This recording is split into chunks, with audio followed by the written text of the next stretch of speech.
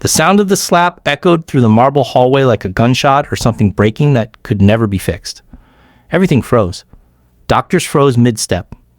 A clipboard slipped from someone's hand and hit the floor, but nobody bent to pick it up.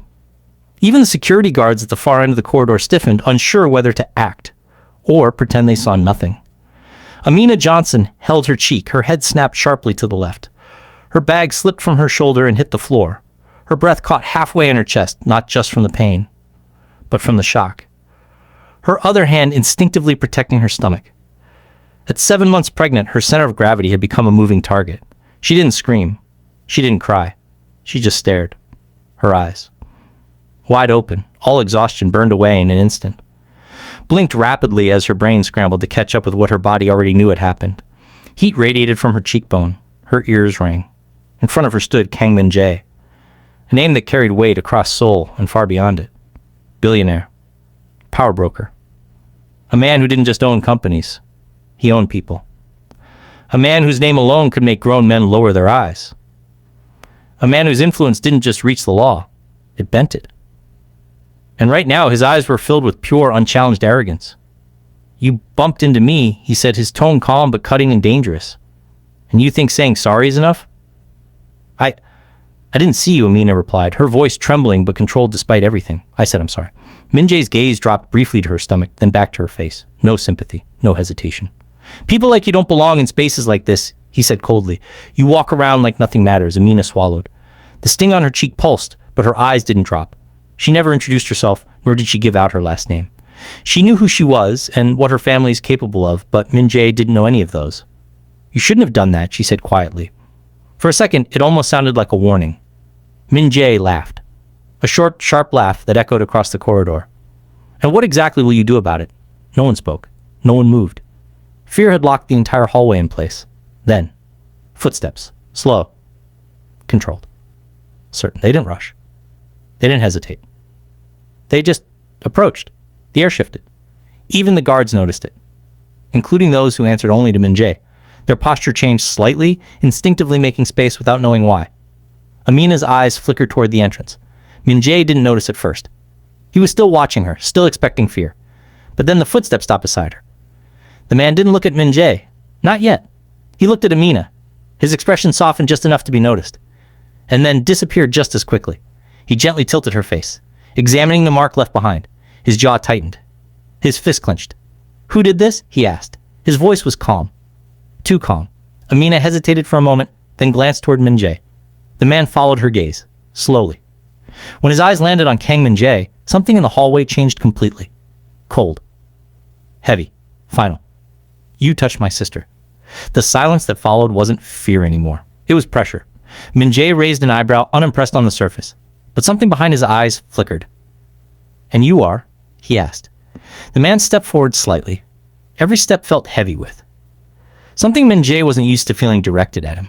Defiance. "My name is Malik Johnson. The last one you should have provoked." He paused.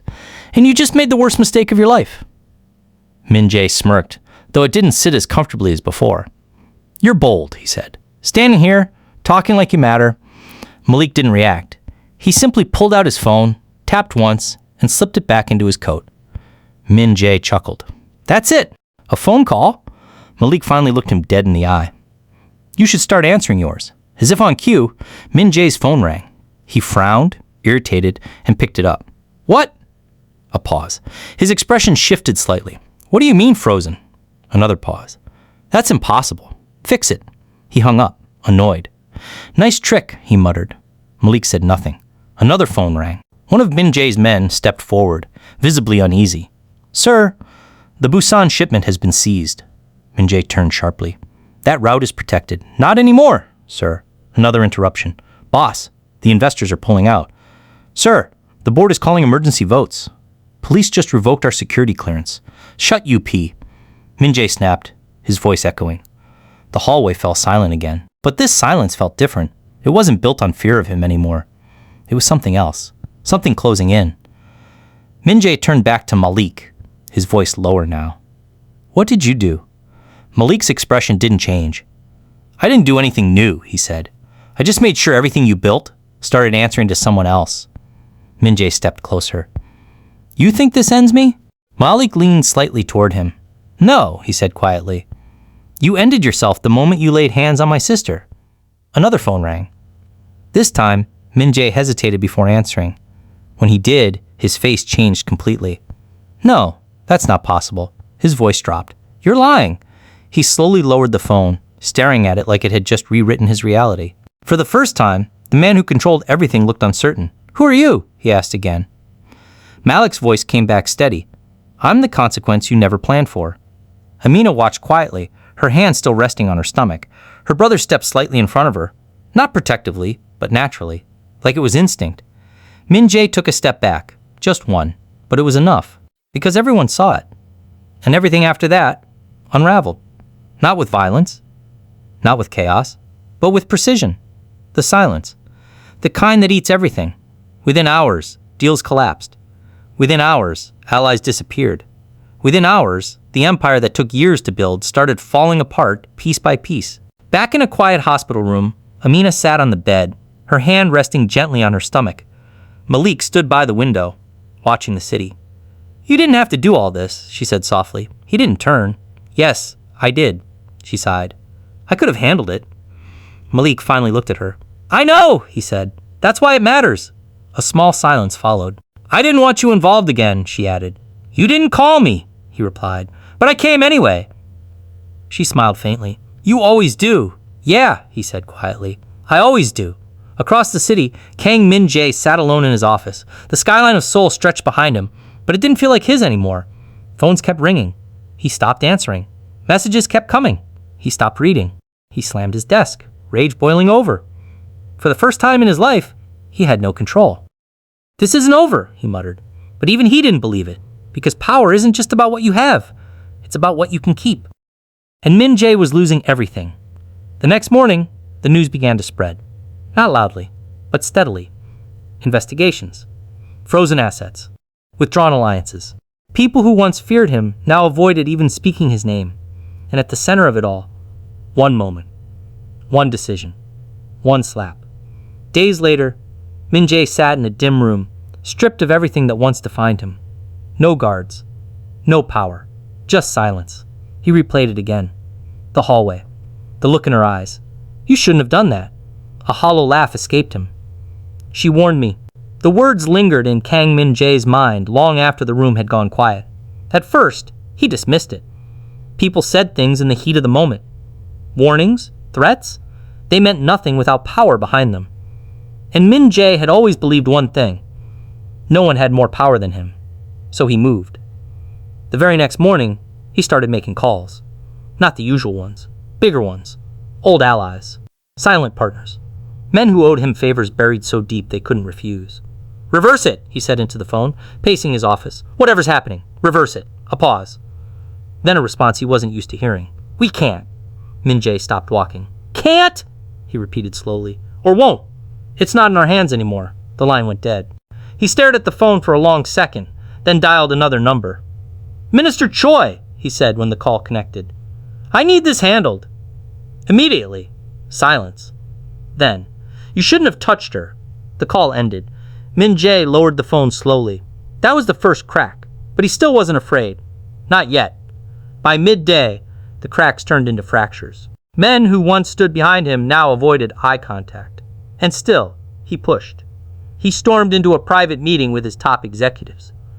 "You think you can walk away?" he snapped, slamming his hand on the table. "Everything you have is because of me." One of them, an older man who had been with him from the beginning, finally spoke. "No," he said quietly. "Everything we had was because people feared you." Min-Jae's jaw tightened. "And now?" he asked. The man met his eyes. Now they fear him. That was the moment it shifted. Not completely, but enough. For the first time, Min-Jae felt something familiar, creeping into his chest. Not anger, not frustration, something colder. By evening, he had run out of options. So he did something he had never done before. He asked.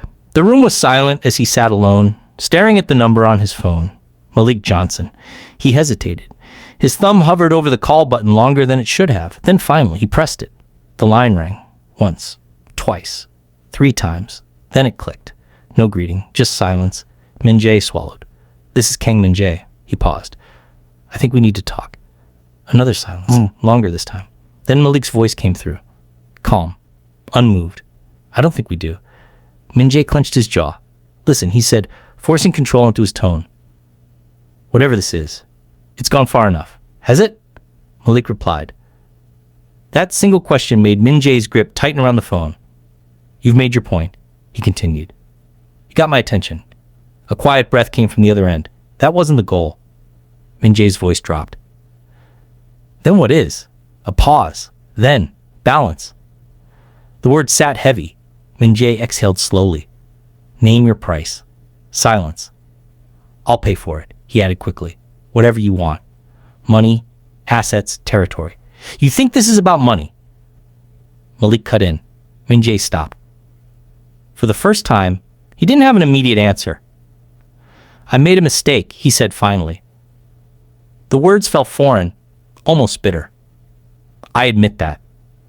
Another pause. Then Malik spoke again. Say that to her. Min-Jae's expression tightened. I'm talking to you.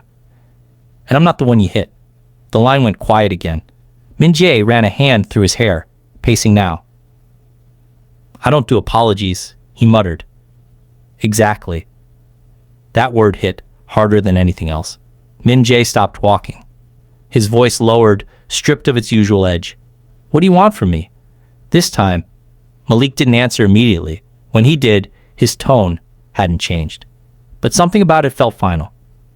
I want you to understand something, he said. For years, you've done whatever you wanted to whoever you wanted because no one could stop you. Min-Jae said nothing. You built your empire on that, Malik continued. On fear. On silence.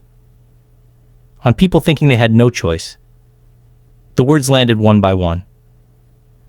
And now, Malik finished, you finally understand what it feels like to have no control. Min-Jae's grip on the phone tightened. This doesn't have to end like this, he said quieter now. We can fix it. No, Malik replied. The word was simple, but absolute. You don't fix this. Min-Jae swallowed. I'll apologize, he said quickly. To her. Publicly. Privately. However you want. Silence. I'll make it right, he added. I'll change things. Another long pause. Then Malik spoke. And what about all the others? Min-Jae frowned. What? The ones before her, Malik said. The ones who didn't have someone to call. The ones who just took it. The question hung in the air. Min-Jae opened his mouth, then closed it. Because for once, he had nothing to say. Malik's voice came back, steady as ever. This isn't just about her. Min-Jae leaned against the desk, the weight of everything pressing down. Then what is it about? He asked, almost quietly. It's about the end of something that should have ended a long time ago. Min-Jae shut his eyes briefly. When he spoke again, his voice had changed. Less control. Less certainty. Please, he said. The word barely made it out. Even he wasn't sure when he had decided to say it. But it was there now. Real. I built everything I have from nothing, he continued. You take this away, there's nothing left. Malik didn't respond immediately. And that silence said more than anything else. Now you know how that feels. Malik said finally. Min-Jae's chest tightened. You're destroying everything, he said. No. Malik corrected. I'm just not stopping it. Another silence. Longer this time, he could hear his own breathing. Controlled. But heavier. This is a lesson. Malik added. Min-Jae laughed once. A hollow, broken sound. A lesson? He repeated. Yes. For what? For thinking power meant you were untouchable. Min-Jae's fingers loosened around the phone. He leaned back slowly into his chair. Everything around him suddenly felt distant. And when does the lesson end? He asked. Malik's answer came without hesitation. When there's nothing left for you to hide behind. The line went dead. Min-Jae didn't move. He just sat there, staring at the phone in his hand. For the first time in his life, he had reached out, and no one had reached back. Days passed. Then weeks. Min-Jae tried everything. Legal pressure. Backdoor deals. Desperate alliances. Nothing held. Everything slipped. Because this time, it wasn't about power anymore. It was about consequence. And no amount of influence could undo that. In the end, the man who once controlled everything was left with nothing but time, and the memory of a moment he couldn't take back. She warned me, and this time, he understood exactly what that meant.